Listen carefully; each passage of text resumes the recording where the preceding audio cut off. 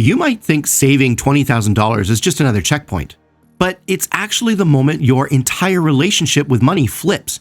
Up until now, every dollar has gone towards savings, bills, emergency, and constant worry.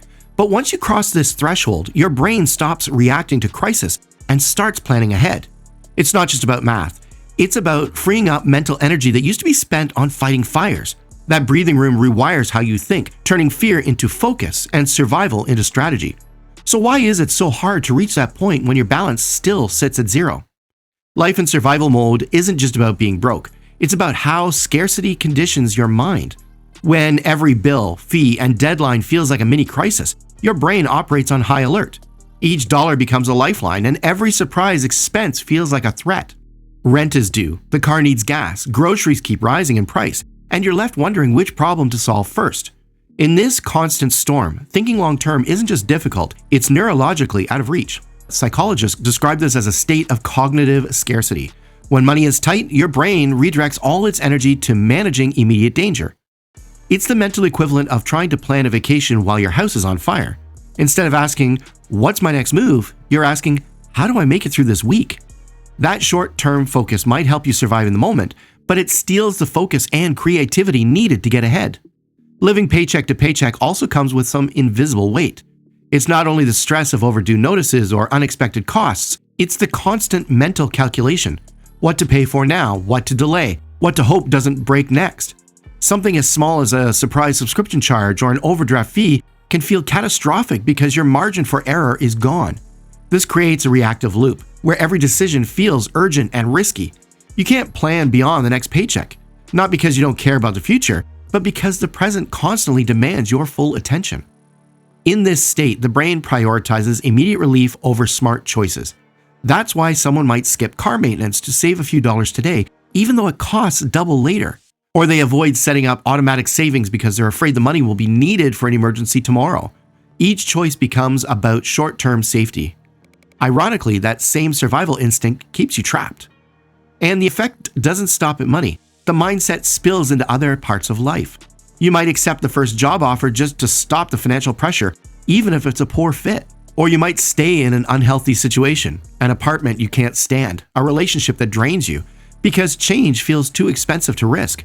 Financial scarcity narrows your world until every decision feels like gambling with survival. Constant stress also hijacks your body's chemistry. Your cortisol levels spike, activating your fight or flight response. That works if you're facing a real threat, but not when you're weighing insurance plans or debating whether to start investing. It clouds judgment, fuels impulsive choices, and turns even small decisions into exhausting ones. Over time, decision fatigue sets in. You start putting things off, avoiding financial planning altogether, and feeling stuck no matter how hard you try. The problem is that survival mode trains your brain to stay reactive. Even when income rises, the pattern doesn't automatically vanish.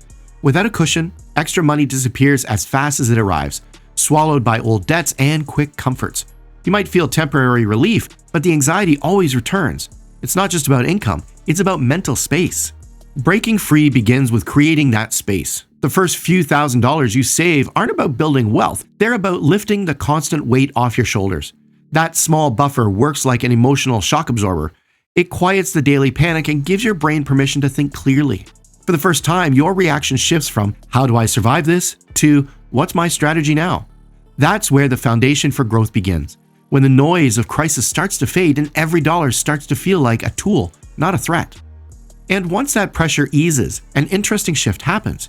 Even a modest safety net changes how your brain perceives risk and opportunity. Suddenly, choices that once felt impossible start to look manageable. That's where the real transformation starts to take shape.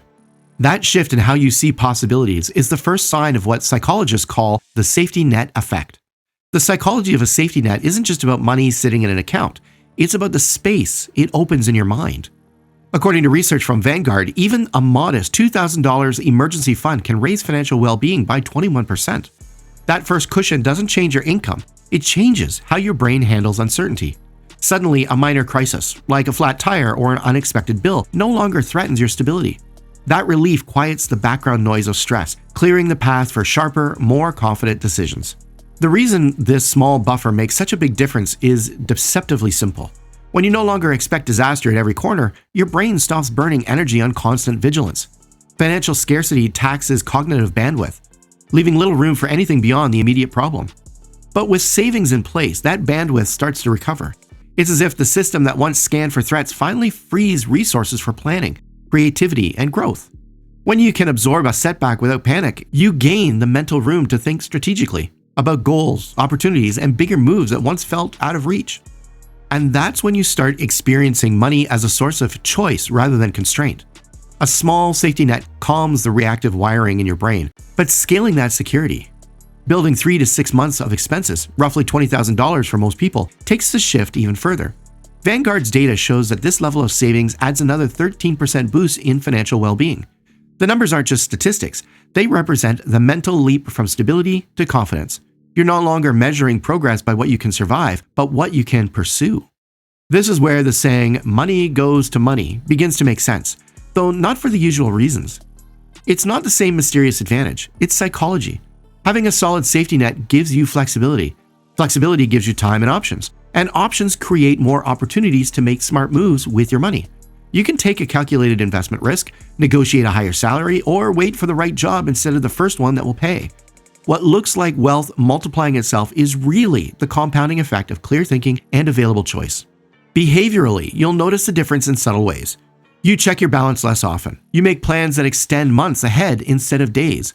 Simple purchases become decisions made from preference, not panic.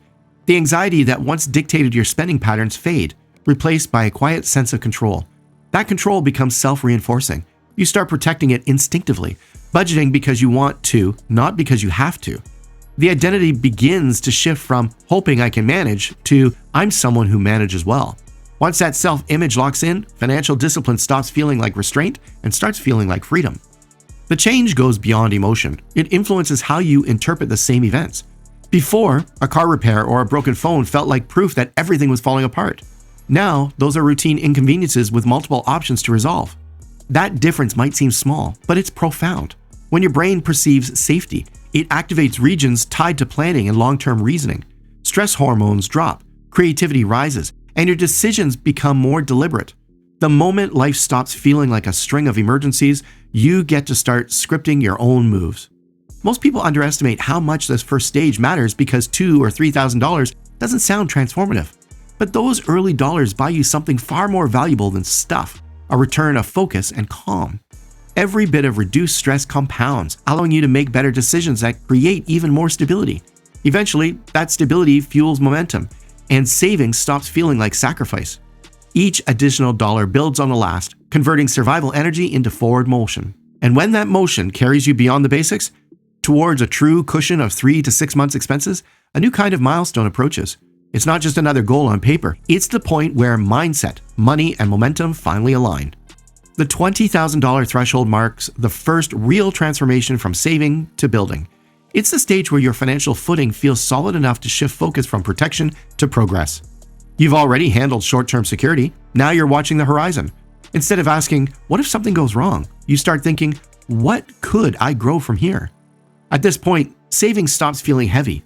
Around $20,000, roughly 3 to 6 months of living expenses, you see the power of momentum.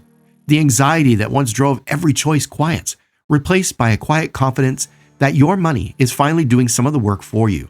The shift isn't symbolic, it's measurable. Once your savings reach this level, compounding begins to take on a visible shape. When you consistently set aside around $1,000 a month and invest at a moderate return, hitting $20,000 can take a little under 2 years.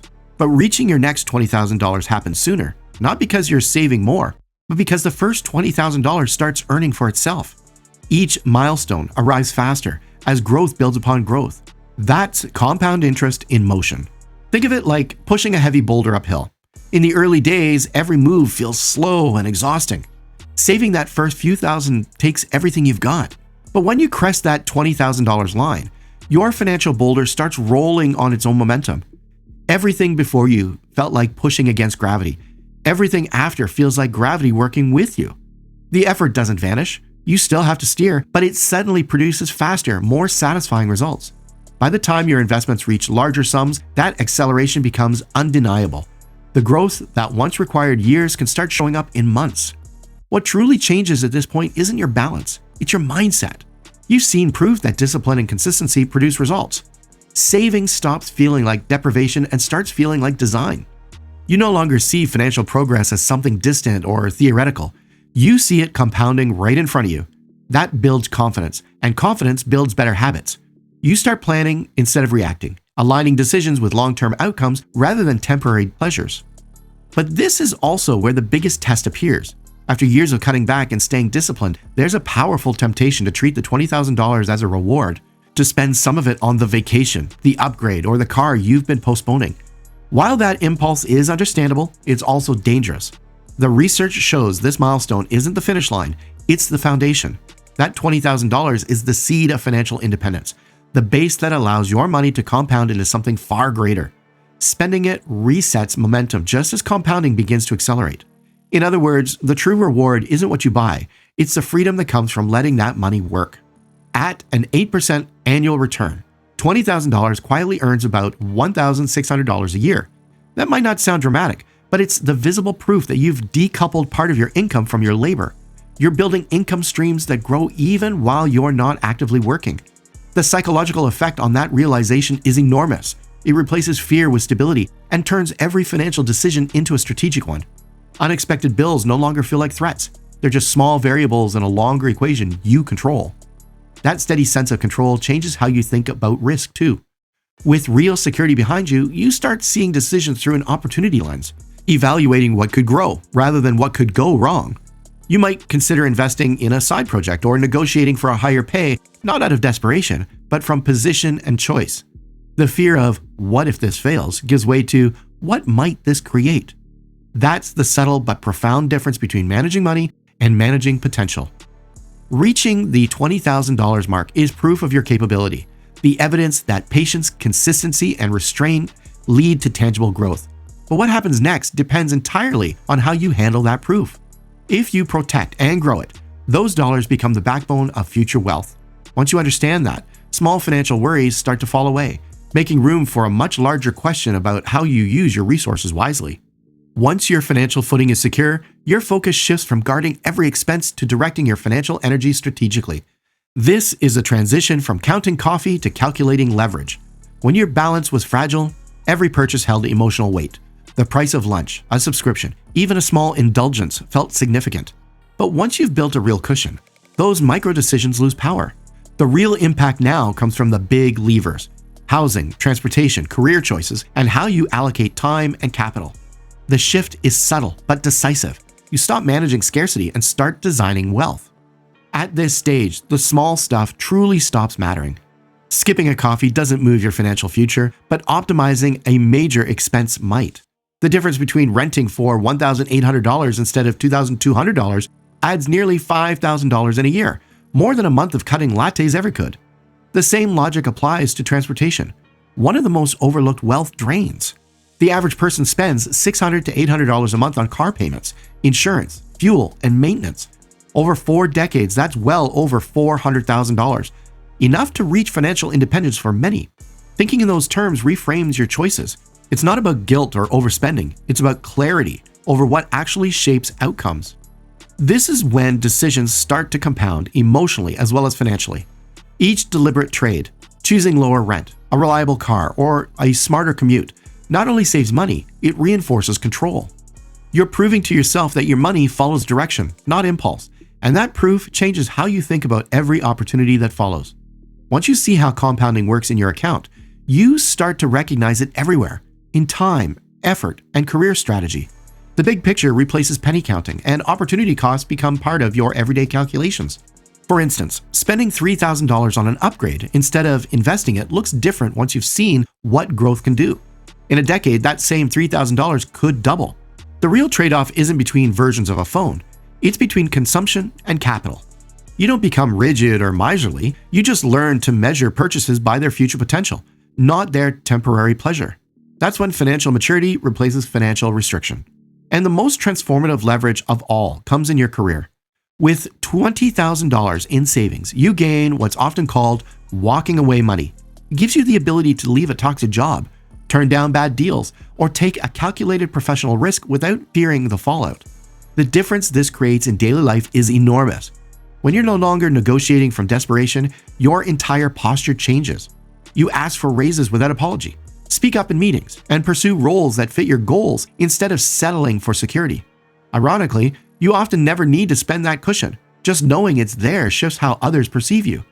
Confidence opens doors, and that composure leads to better offers, higher pay, and faster advancement.